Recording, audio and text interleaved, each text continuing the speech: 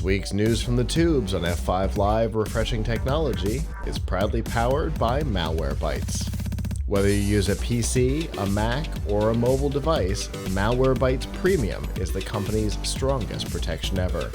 It fights threats that traditional antivirus software can't stop, plus it actively blocks threats like worms, rogues, dialers, trojans, spyware, and a whole lot more. It allows you to use your computer and mobile devices with confidence and peace of mind. To learn more and to get a special price, you can go to f5live.tv/malwarebytes. Real quick, back on the last topic. Maybe it's just a case of the law exists, this is a violation, we don't care, we're doing it. Anyway, that hit my head during the promo. Anyway, this week, the broadband labels went into effect. If you're not aware of what that is, think of the nutrition labels on the side of every food that you get here in the United States, and then apply it to your internet service. So it's, in fact, visually, it's even designed to mimic the nutrition labels. And what it tells you is what you are or would be paying for with any ISP plan. I went through and looked at all of the ISPs here in our area and compared the broadband labels just to try and get a feel for how useful it would be in comparing, Fios to Roadrunner. I don't know that anybody still calls it Roadrunner, Spectrum and Frontier and WoW, and and I'll tell you, it's pretty fantastic. We talked about this when it was first announced that it was coming a year and a half ago, but it went into effect this week, and I'll tell you, I like it. I like it so much that, the internet problems that we've had here during the live show tonight are a bonus. I was looking at switching because I was able to see exactly what the difference between plans is. You go in and, Frontier calls it one thing and Verizon calls it something else. And it's just like with cars, right? Everybody has this one feature, but everybody's got a brand name behind it or whatever. This gives you clear, concise information about what it is you would be getting, what you would be paying for. So you get, at the top, you get who the carrier is, what the name of the plan is, then the price per month. Then you can see promos and discounts, and then fees and taxes. You see expected speeds, up, down, and ping, which I thought was fascinating. I don't know that the last time we talked about this, I was aware that ping was one of the specs that was going to be on there, or possibly they added it after. That was pretty cool. Then any bandwidth limitations, for example, if you have Comcast and you've got a data cap, it'll show you what the data cap is, and then the penalty for going past it. And then important company information, customer service phone numbers, which can sometimes be a challenge to find, privacy policies, things like that. And then just like the UPC on a physical product, there is a unique identifier for each plan that you can then use to identify what plan you're on with the carrier or with the FCC or somebody if you need to make a complaint about not receiving what it is you're paying for. So it's an interesting move, and a thing that I generally like. I like the look of it. I like the concise and the conciseness and the information that's provided. Have you gone looking at these things, Avram? Yeah, a little bit. I mean, it's not like, actually, I would try to look at my plan on Verizon home internet, and it is actually showing a blank or something, which is not good. Or it's actually just like showing a dark screen. It's just like, I think something's a little broken there. Could be. But um, anyway, there's another thing here I can type in my address. But anyway, whatever the case, uh, it. I mean, I think it's useful to give that information, but okay, I see. Um, that's funny. It's actually. Oh, these are mobile. Okay. Mm, I can't get the non-mobile one, the home internet one to load for some reason, which is what I actually have. gotcha. Um, so I think it's good that they give you this so that you can compare. But part of the problem is obviously lack of choice, because if you don't Sure. have a lot of choices, just telling you what the facts are isn't going to make them any better, Absolutely. right? Like, what good is it? Oh, good, oh, good news. We're going to tell you how badly you know, we're we're we're bilking you, but you don't have any choice.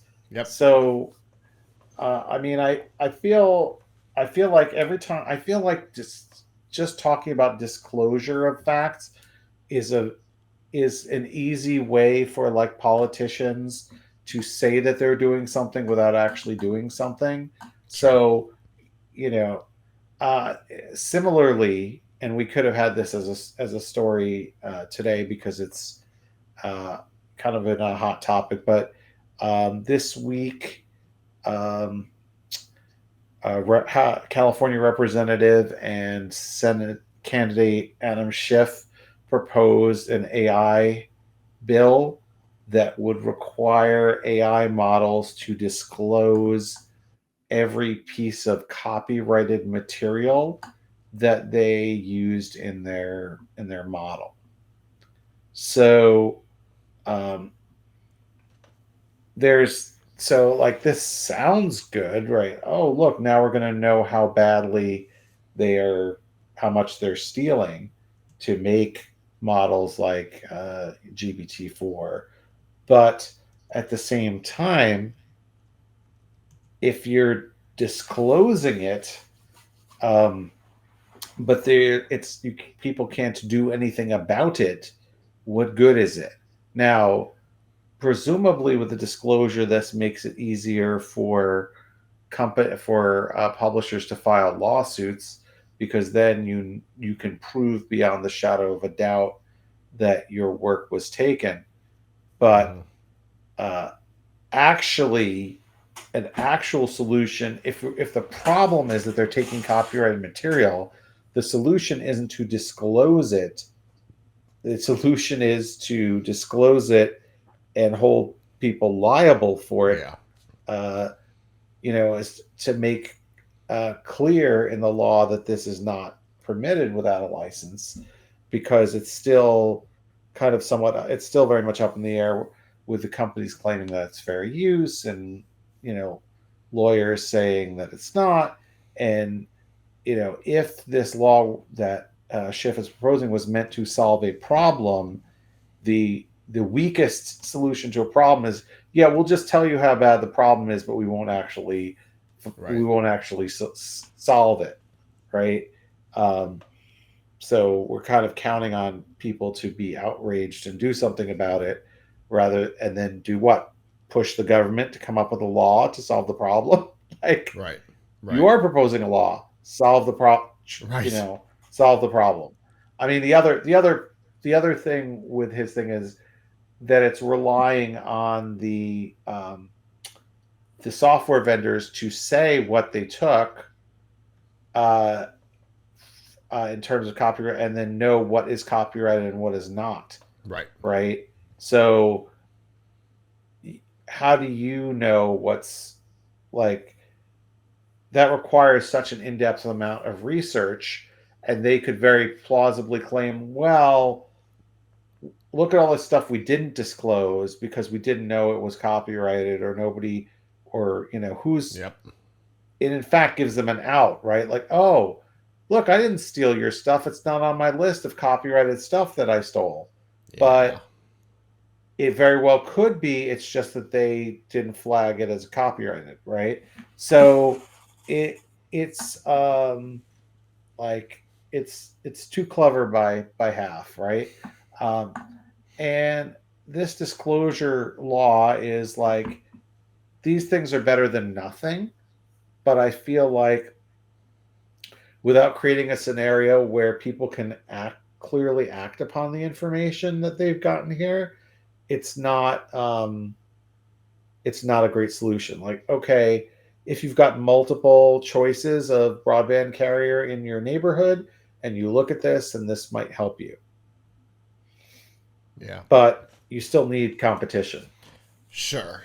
Yeah, we definitely need more competition in broadband, but for people like me who are fortunate in choice, it's I mean, I literally learned some stuff today about the plans that are available here, and might be working to solve the particular problem that we're having tonight, because of the information that I learned there. So it's it's an interesting move. It's interesting information, consistency and uniformity of information and disclosure of stuff like this. I like, and even if you've only got one carrier, if they're not fulfilling the requirements of the contract, which can be easily spelled out, at least this gives you some proof and possible recourse in it. So yeah, there's some interesting things that could come out of this. So I'm glad that it's in place, and it's something that, again, I might actually take advantage of. Hello, YouTube. Thanks for watching, and I hope you enjoyed this episode of F5 Live Refreshing Technology. If you did, please subscribe to the channel down below, and of course hit the notification bell, because we know that subscriptions don't mean much on YouTube anymore. If you've got topics that you'd like us to talk about in the future, please comment them down below. And if you'd like to not follow us on YouTube, there's lots of ways that you can follow along with our content by going to plughitslive.com/subscribe. There you'll see all of our shows and all of the ways that you can watch, listen, and follow along.